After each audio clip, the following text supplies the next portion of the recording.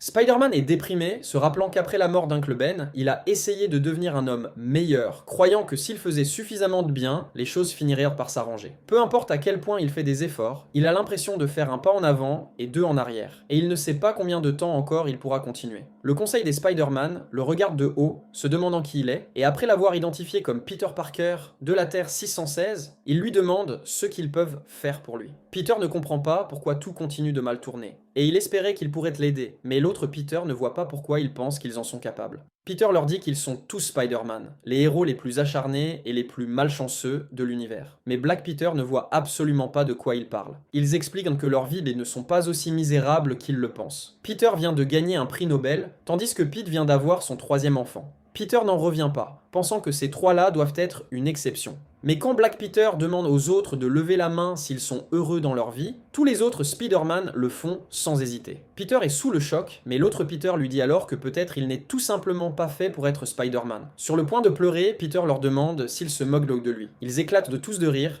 disant que c'est ce qu'ils font au nouveau. Une fois calmé, Peter demande à l'autre Peter à propos du prix Nobel qu'il a effectivement remporté, mais que personne n'en a rien à faire. Quant à White Peter, il n'est même pas sûr que les enfants soient vraiment les siens. Black Peter lui dit qu'il a de l'arthrite, puis révèle que c'est en fait un cancer, mais finit par lui dire qu'il plaisantait, le rassurant en disant que leurs vies sont tout aussi misérables que la sienne.